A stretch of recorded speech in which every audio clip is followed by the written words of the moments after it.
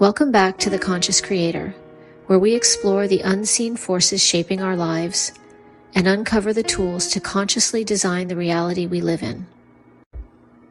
Today we're going to explore one of the greatest thinkers of the 20th century, Carl Gustav Jung, and uncover how his groundbreaking insights into the mind can help you step into your power as the creator of your reality.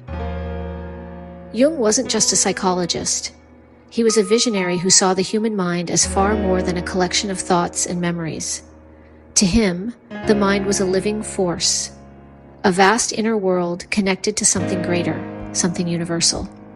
In this episode, we're going to dive into what Jung discovered about the unconscious mind, how archetypes secretly shape our thoughts, behaviors, and experiences, why facing your shadow unlocks untapped power, how dreams and synchronicities guide us toward our destiny, and finally, how you can work with the deeper forces inside you, including the self, individuation, and the persona, to consciously create your own reality. So let's begin with the man himself.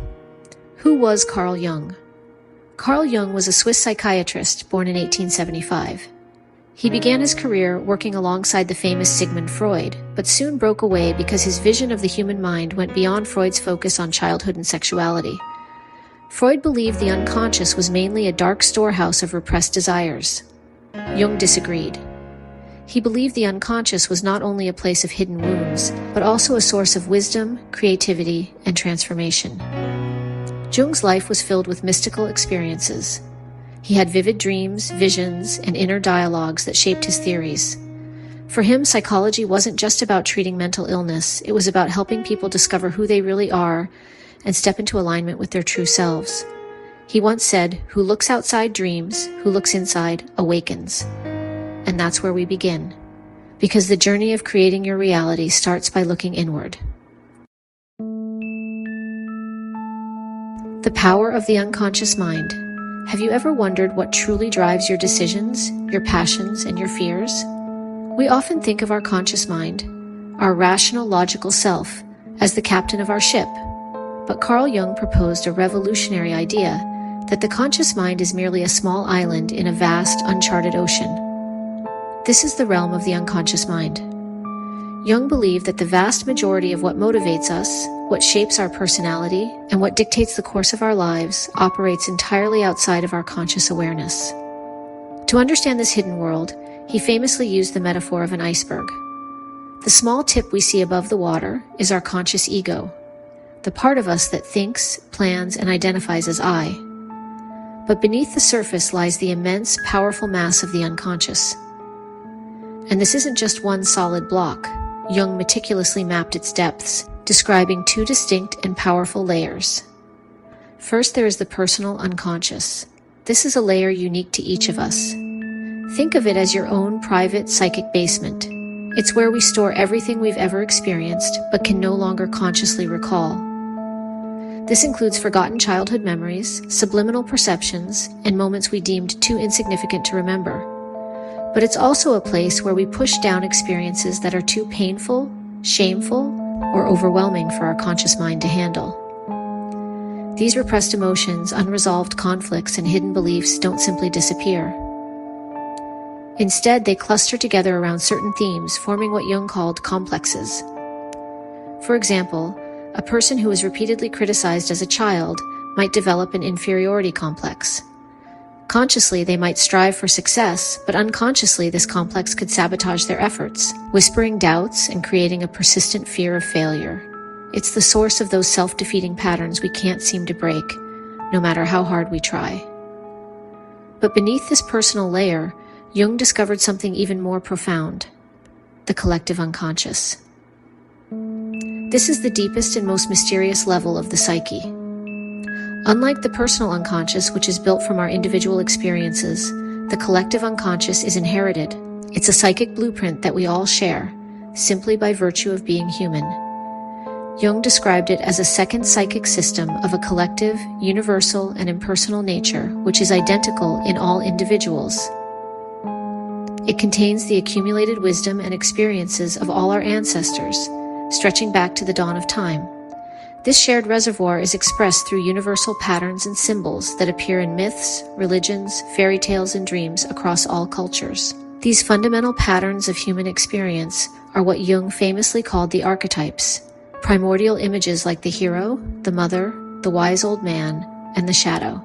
We'll explore these in more detail later, but for now, understand that this collective layer connects us all, so we have this vast hidden world within us. But why is understanding it so crucial for consciously creating the life you desire? The answer lies in the relationship between the conscious and the unconscious. Imagine you are the captain of a beautiful sailboat. Your conscious mind holds the tiller, setting a course for a desired destination, perhaps more success, a loving relationship, or greater peace. You adjust the sails and point the bow with clear intention. But the sailboat isn't in a placid lake, it's in the vast ocean of the psyche. The personal and collective unconscious are the powerful, unseen currents and winds. If these currents are flowing in the same direction as your conscious goal, your journey will be swift and effortless. But if your unconscious holds conflicting beliefs, unresolved fears, or ancestral patterns that pull you in another direction, you'll find yourself struggling. You might put in enormous effort, turning the tiller with all your might, only to find yourself mysteriously off course, or even moving backward. Those hidden currents will almost always overpower the conscious will. The unconscious isn't just a passenger, it's the very medium in which your life unfolds. This explains a common frustration many people experience. Have you ever set a New Year's resolution, started a new habit, or practiced daily affirmations only to find your motivation fizzle out? You tell yourself, "I am confident and successful," but a nagging voice inside whispers, "Who are you kidding?" That internal conflict, that feeling of self-sabotage, is the voice of the unconscious.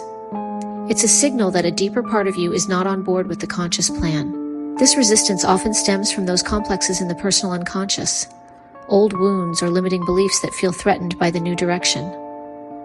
But here's the most important part of Jung's teaching. The unconscious is not your enemy. It's not a malevolent force trying to ruin your life. In fact, it's trying to communicate with you, to bring your attention to what needs healing and integration. The resistance, the anxiety, the strange dreams, the recurring bad luck, these are all messages from the deep. Jung believed the goal of a healthy life is not to defeat the unconscious, but to build a bridge to it. By learning its language, the language of symbols, dreams, and feelings, you can begin a dialogue. When you learn to work these powerful inner forces instead of fighting against them, you stop being a sailor at the mercy of the currents and become a master navigator who understands the entire ocean. You unlock a tremendous source of energy, creativity, and profound wisdom that can align with your conscious intentions, allowing you to truly and authentically create your reality. Archetypes, the invisible program shaping reality. One of Jung's most powerful contributions was his discovery of archetypes. Archetypes are universal symbols or patterns that exist within the collective unconscious. They show up in myths, religions, art, and dreams across every culture. Examples include the hero, the wise old man, the mother, the trickster, the lover, the shadow. These archetypes are like inner blueprints that shape how we see ourselves and how we interact with the world. For instance, if you strongly identify with the archetype of the victim, you'll unconsciously attract situations where you feel powerless. But if you awaken the archetype of the hero, you begin to see challenges as opportunities for growth, and your outer reality mirrors that shift. This is where Jung connects to conscious creation. When you recognize which archetypes are active within you, you can choose which ones you want to energize. Imagine your mind as a stage with archetypes as the actors. If you keep letting the same characters run the show, your story won't change. But when you consciously invite in new archetypes, your story, your reality, begins to transform.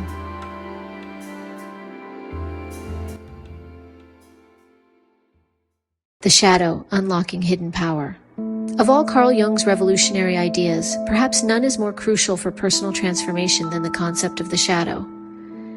He described it as the dark side of our personality, the parts of ourselves we find unacceptable and therefore attempt to reject, deny, or hide away from the light of our own consciousness.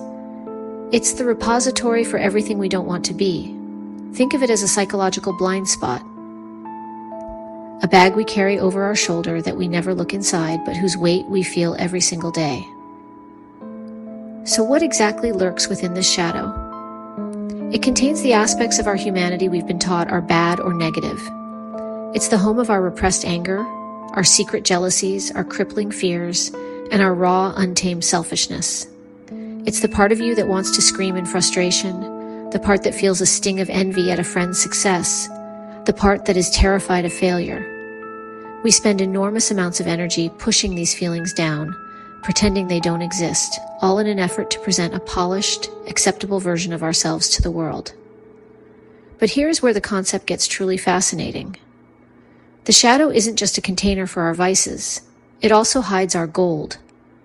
Jung spoke of the golden shadow, which holds the positive, powerful qualities we've also disowned. Perhaps as a child, you were told not to be so loud, so you suppressed your natural confidence. Maybe you were told that being an artist was impractical, so you buried your creativity. Or perhaps you were taught that ambition was selfish, so you learned to play small. These powerful life-affirming traits, your assertiveness, your unique brilliance, your drive to achieve, can also be relegated to the shadow because at some point, someone made you feel they were unacceptable. And here's the psychological paradox. What we resist persists. The contents of our shadow don't simply disappear when we ignore them. Instead, the unconscious mind finds a clever way to make us see them. It projects them onto the outside world. Jung called this projection. It's a defense mechanism where we attribute our own unacknowledged qualities, both positive and negative, to other people. Essentially, the world becomes a mirror reflecting back the parts of ourselves we refuse to see. For example, if you've denied your own anger, you might find yourself constantly surrounded by what you perceive as angry people, judging them for their lack of control. If you've suppressed your own ambition, you might feel an intense, almost irrational resentment toward those who are successful and driven. If you've disowned your own vulnerability, you may judge others as being too sensitive or weak. Conversely, if you've buried your own brilliance, you might find yourself putting certain people on a pedestal, idolizing their talent, failing to see that you are admiring a potential that also lives within you. This projection isn't just a harmless quirk, it's the shadow actively influencing your reality, keeping you stuck in patterns of judgment and reaction. Left unexamined, the shadow can run our lives from behind the scenes, leading to self-sabotage, inexplicable moods, and a feeling of being a victim of circumstance. It's the reason we might blow up a good relationship or miss a great opportunity, all without consciously understanding why. The shadow demands to be seen, and until you turn to face it, it will continue to pull the strings.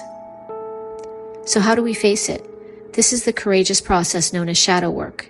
And it's crucial to understand that shadow work is not about indulging your darkest impulses or becoming a negative person. Quite the opposite. It's about becoming a whole person.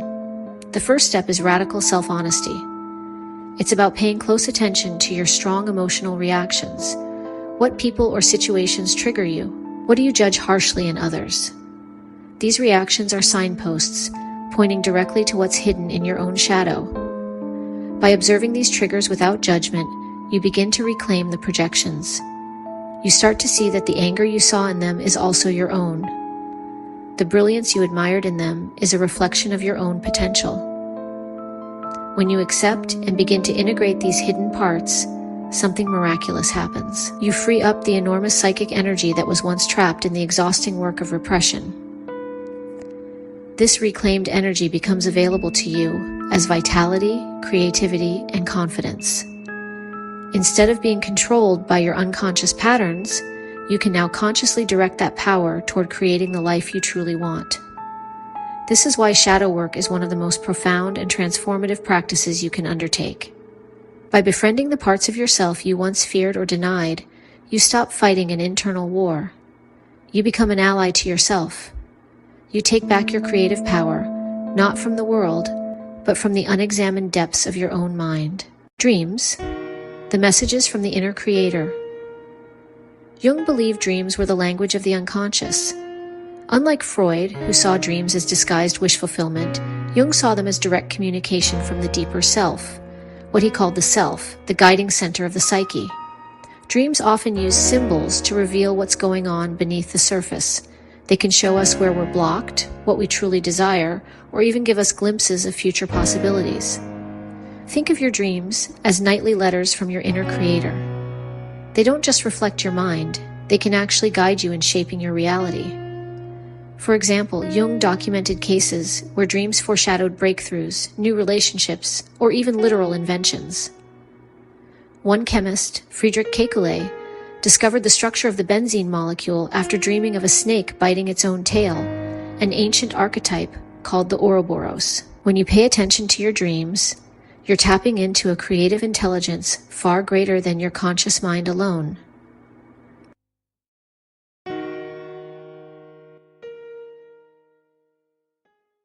Synchronicity, the universe responds. Another of Jung's most fascinating ideas is synchronicity, meaningful coincidences that connect inner states with outer events. Jung believed that when your inner world shifts, the outer world mirrors it. He called this a causal connection, events linked not by cause and effect, but by meaning. For example, you think of an old friend you haven't seen in years, and they suddenly call you. Or you're wrestling with a big life decision, and then a stranger casually says the exact words you needed to hear. These aren't accidents. They're signs that your inner state is resonating with the fabric of reality itself. Synchronicities are the universe's way of saying, yes, you're on the right path. When you begin to consciously create, synchronicities often multiply. They show you that thought and reality are deeply interconnected.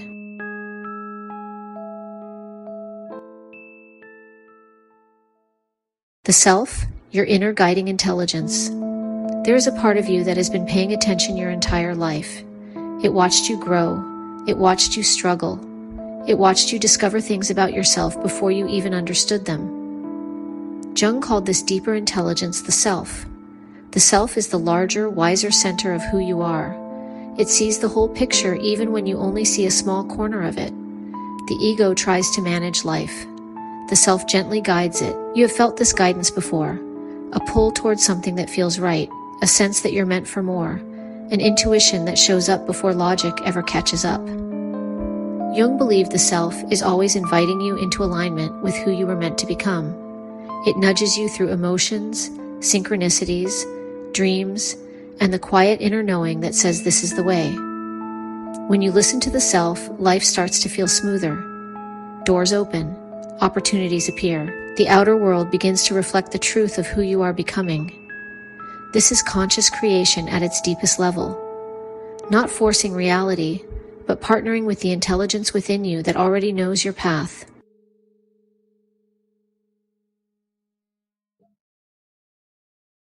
Individuation, becoming who you were meant to be. Jung believed every person is born with an inner blueprint for their potential. Individuation is the journey of becoming your true self instead of the self you learned to perform. It is the slow movement away from old expectations and toward authenticity. It is the process of integrating every part of you, even the ones you once pushed away. It is the unfolding of your inner wholeness. You have felt individuation whenever you sensed you were outgrowing old patterns, or when something inside you whispered that it was time to change. Individuation is not about perfection. It is about truth. Each time you live from your real self, your energy becomes unified. Your emotions, intentions, and actions stop fighting each other. This is when manifesting becomes powerful. When you are whole inside, your outer world responds to that wholeness.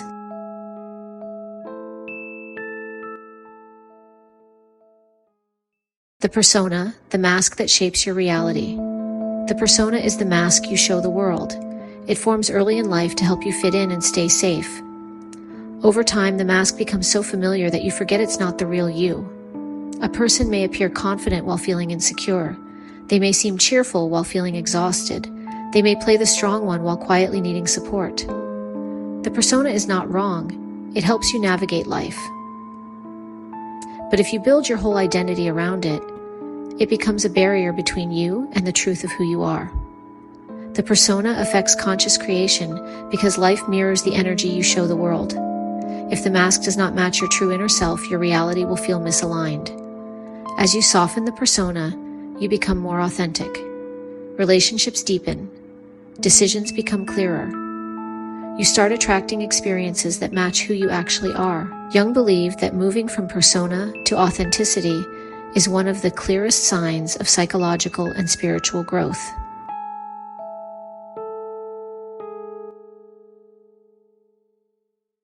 Practical tools to create your reality with Jung's wisdom. Now that we've explored the landscape of Jung's key ideas, the real question emerges: how do we make them real in our lives? Theory is the map, but practice is the journey. This is about moving from intellectual curiosity to embodied wisdom. So how can you apply these concepts to your own journey as a conscious creator? Here are 8 powerful practices inspired by Jung's work. First, active imagination. This is a structured method for talking to your inner world. Sit quietly and bring to mind an image from a dream or a strong feeling. Instead of just observing it, give it autonomy. Ask it directly, what do you represent? Or what message do you have for me? Then quiet your mind and listen for a response, which might come as words, feelings, or new images. This isn't just fantasy, it's a disciplined dialogue that bridges the conscious and unconscious, allowing you to resolve inner conflicts and access profound guidance directly from your psyche. Second, shadow journaling. We often project our disowned parts onto others. That intense irritation you feel about someone's behavior is a powerful clue. This practice uses that trigger as a doorway. Write down the specific trait in another person that causes a strong emotional reaction in you. Then, with radical honesty, ask yourself, where does a version of this exist in me? Perhaps their arrogance mirrors your own repressed ambition. The goal isn't self-criticism, but compassionate awareness. By bringing this shadow aspect into the light of consciousness, you integrate its energy and reclaim the power you are projecting outward. Third, archetype invocation. This is about consciously activating a universal pattern of energy you need. Feeling overwhelmed? You might invoke the warrior for courage. Facing a complex problem? Call upon the sage for wisdom. Choose an archetype that resonates with your current needs. Then visualize stepping into that role. Feel its posture, its mindset. Ask, how would the hero handle this? Or what would the creator build from this? It's not about being fake. It's about expanding your own potential by accessing a powerful, pre-existing blueprint for behavior within your own psyche. You begin to live from that expanded energy. Fourth, dream work. Jung saw dreams as direct, uncensored letters from your unconscious. To read them, keep a journal by your bed and write down everything you remember upon waking, before the details fade. Crucially, avoid generic dream dictionaries. The meaning of a symbol is personal. If you dream of a river, ask yourself what river means to you. Flow, a journey, a boundary? Look for recurring themes and feelings over time. Then, hold the dream's essence and ask, what is my unconscious trying to balance or show me right now? This turns your dreams into a personalized guide for growth. Fifth, follow synchronicity.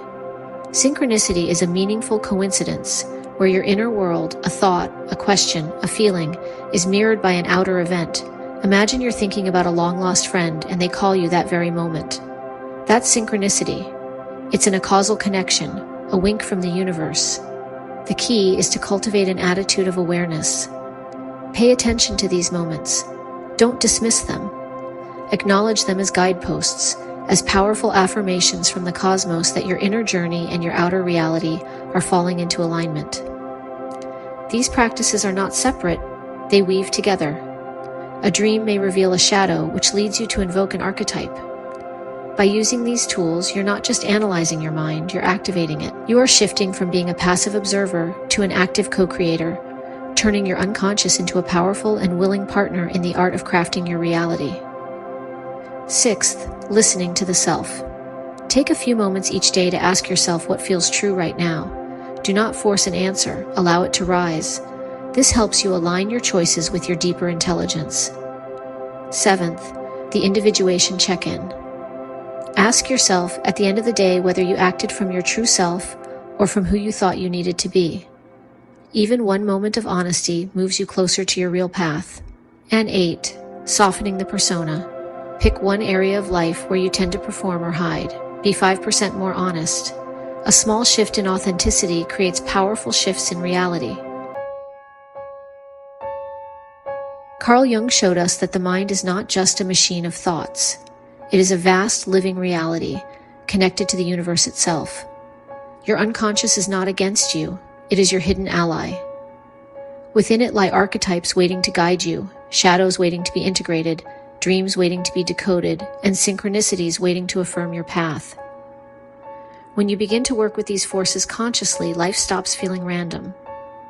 You realize that your inner world and outer reality are deeply intertwined. Jung once said, "Until you make the unconscious conscious, it will direct your life and you will call it fate."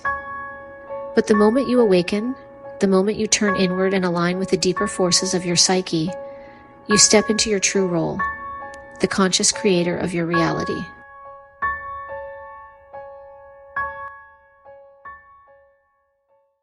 That's all for today's episode of The Conscious Creator.